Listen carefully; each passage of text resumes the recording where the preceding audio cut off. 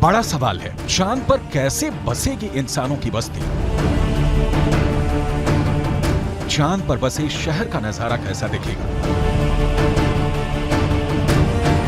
क्या चांद की जमीन पर भी धरती जैसी फसल लहराएगी? क्या चांद की धरती पर खेती मुमकिन है?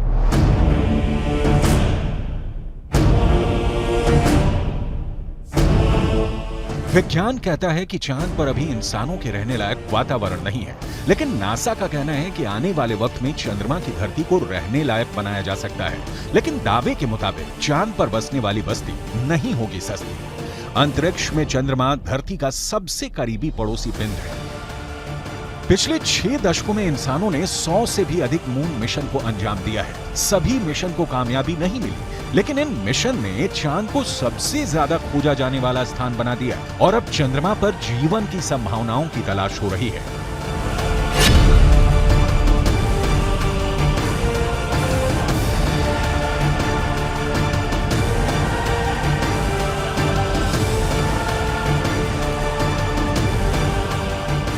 अभी तक चंद्रमा से जुड़ी कई हैरान कर देने वाली जानकारियां सामने आई हैं। दावा किया जाता है कि चंद्रमा की मिट्टी में कई तरह के खनिज हैं। चांद की सतह पर पानी होने के भी सबूत मिल चुके हैं। वैज्ञानिकों का मानना है कि चांद पर जीवन के सबूत भी मिल सकते हैं। संभावना जताई जा रही है कि भविष्य में चंद्रमा पर मानव बस्ती बसाने का सपना पूरा हो सकता है, लेकिन यह काम इतना भी आसान नहीं है। चंद्रमा पर इंसान के कदम भले ही साल 1969 में पड़ गए हों,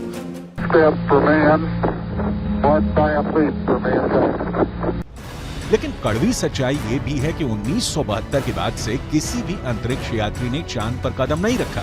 जब से इंसान ने चांद पर कदम रखा है, तभी से वहां इंसानी बस्ती बसाने की चर्चा चल रही है। 1972 से अभी तक 51 सालों में कई मून मिशन भेजे गए और उससे जो जानकारी हासिल हुई, उसके बाद से अब चांद पर मानव बस्ती का सपना जल्द आसान हो सकता है, लेकिन ये बहुत अधिक खर्चीला भी हो सकता है। क्योंकि अगर चंद्रमा पर कॉलोनी शुरू करने के लिए धरती से सामान भेजने होंगे तो ये काफी महंगा साबित होगा। एक अनुमान के मुताबिक सिर्फ 100 लोगों के लिए चांद पर जरूरी सामान भेजने के लिए करीब 1.25 लाख करोड़ रुपए का खर्च आएगा। ऐसे में अगर चांद पर इंसान को रहने लायक बस्ती बसानी है तो सबसे पहले रोटी, कपड़ा और मकान जैसी बुनियादी जरूरतों को पूरा करना होगा, जिसमें सांस लेने के लिए हवा, पीने के लिए पानी, पेट भरने के लिए खाना, हवा के दबाव से लैस रहने लायक जगह और रोशनी के लिए बिजली जरूरी होगी। दावा है कि इनमें से ज्यादातर जरूरतों को चांद से ही पूरा किया जा सकता है। चंद्रयान 1 की मदद से चांद पर पानी होने की पुष्टि हो चुकी है। पानी की खोज के बाद इसरो अब चांद पर जमी बर्फ का विश्लेषण करने में जुटा है। चांद की सतह की बनावट को समझने में लगा है। नासा के मुताबिक चांद के दक्षिणी ध्रुव पर बर्फ है। बर्फ के साथ साथ वहां दूसरे प्राकृतिक संसाधन भी हो सकते हैं। साल 1998 में नासा ने मून मिशन के तहत ये बताया था कि दक्षिणी ध्रुव पर हाइड्रोजन है। नासा का दावा है कि अधिक मात्रा में हाइड्रोजन होने की वजह से वहां बर्फ होने की संभावना है। इसके अलावा चांद के दक्षिणी ध्रुव पर बड़े बड़े पहाड़ और कई गड्ढे हैं। ज्यादातर गड्ढे ऐसे हैं जहां अरबों साल से अंधेरा है। अमेरिका के नासा के मुताबिक गुप्त अंधेरे के बीच यहां बर्फ का जमाव हो सकता है। अंदाजा यह भी है कि चांद के दक्षिणी ध्रुव पर अरबों सालों से पानी बर्फ के रूप में जमा हो सकता है। अगर चंद्रयान 3 का लैंडर और रोवर चांद पर बर्फ की मौजूदगी की पुष्टि कर देते हैं तो वहां मानव बस्ती बसाने की संभावना और बढ़ जाएगी।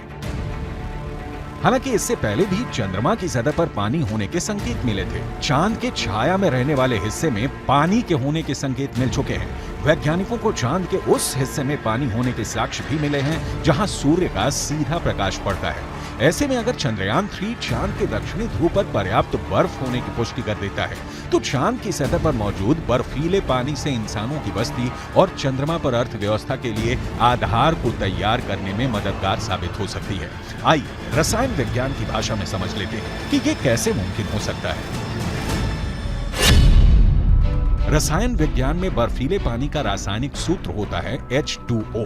पानी एक एक अणु में हाइड्रोजन और ऑक्सीजन 2:1 के अनुपात में मौजूद होता है, यानी पानी के एक अणु को हाइड्रोजन और ऑक्सीजन में तोड़ा जा सकता है। H2O equals H2 plus O2, यानी पानी की मौजूदगी में चांद पर सांस लेने के लिए ऑक्सीजन बनाना आसान है। वहीं पानी से हाइड्रोजन और ऑक्सीजन को अलग करके ईंधन के तौर पर इस्तेमाल कर सकेंगे। साथ ही साथ पानी से चांद पर बिजली भी तैयार की जा सकती है। साफ है, चांद पर मौजूद पानी कई समस्याओं का समाधान हो सकता है। पानी के इस्तेमाल से सिंचाई के लिए खेती का काम भी आसान किया जा सकता है, क्योंकि चांद पर इंसानों की बस्ती को लेकर रिसर्च कर रहे वैज्ञानिकों को तब बड़ी कामयाबी मिली थी जब चांद की मिट्टी में पौधे उगाए गए। अपोलो 11 मिशन के दौरान करीब 22 किलो सामान चंद्रमा से लाया गया था। इसमें तकरीबन 50 चांद के चट्टानों के टुकड़े और चांद की मिट्टी शामिल थी। शोधकर्ताओं को इस बात का बिल्कुल भी अंदाजा नहीं था कि चांद की धूल भरी मिट्टी में कुछ उग भी सकता है या नहीं। उन्होंने इसे एक प्रयोग के तौर पर लिया कि अगर अगली पीढ़ी में कोई चांद पर जाता है तो वहां पर कुछ उगा सकता है। जो नतीजे सामने आए उसने वैज्ञानिकों को चौंका दिया। ऐसे में अगर चांद के दक्षिणी ध्रुव पर पर्याप्त मात्रा में पानी नहीं मिलता तो चांद पर बस्ती बसाने का सपना अधर में लटक सकता है। यानी चांद पर सस्ती बस्ती बसाने में चंद्रयान 3 बहुत बड़ा रोल निभाने वाला है, जिसकी शुरुआत चंद्रमा के दक्षिणी ध्रुव पर भारत के धमाकेदार दस्तक के साथ हो चुकी है।